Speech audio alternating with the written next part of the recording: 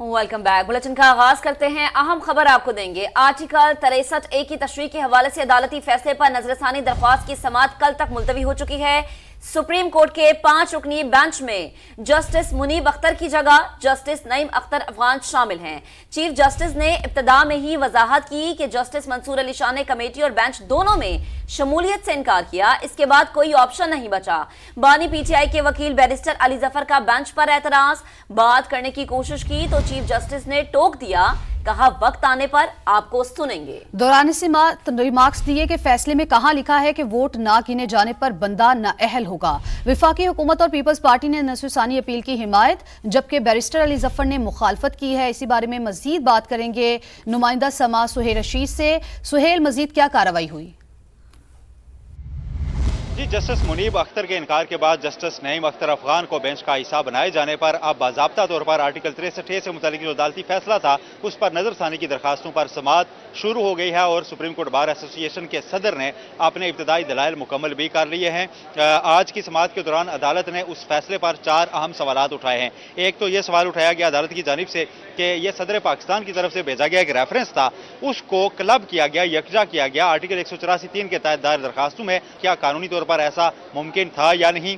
फिर यह भी पूछा गया कि अगर वोट गिना ही नहीं जाएगा, जो वोट अगर कोई मुनहरिफ रुकन डालेगा, तो फिर जो आइन एक इजाजत देता है, रास्ता फराहम करता है अदम एतमाद का, तो उसका क्या होगा। क्या इस फैसले के बाद आइन का आर्टिकल 95 और आर्टिकल 136 जो है वो दोनों गैर फाल नहीं हो जाते, इस पर भी मामलत मांगी गई है।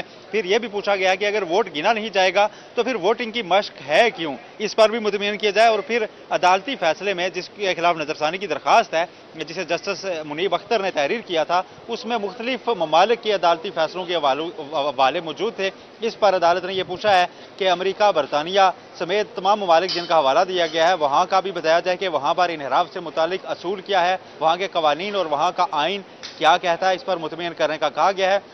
इसके अलावा बैरिस्टर अली जफर जो बानी पीटीआई की नुमाइंदगी कर रहे थे, उन्होंने बेंच पर एतराज़ भी आज उठाया, ताहम अदालत ने कहा कि आपको वक्त आने पर सुना जाएगा। साथ ही एक और एतराज़ ये सामने आया कि जो नजरसानी की दरखास्त है ये 3 दिन की ताखीर से दायर की गई थी, यानी मुकर्रा जो वक्त होता है कानून के तहत उसके अंदर इसको नजरसानी की दरखास्त दायर नहीं हुई थी। इस पर भी एतराज़ सामने आया। अब अदालत ने हिदायत की है रजिस्ट्रार ऑफिस को कि वो पता करें कि क्या तफसीली फैसला ताखीर से आया था या वजूहात क्या थी, इसको भी, इस नुक्ते को भी तय किया जाएगा। समाअत अब कल दिन 11:30 बजे तक मुलतवी की गई है।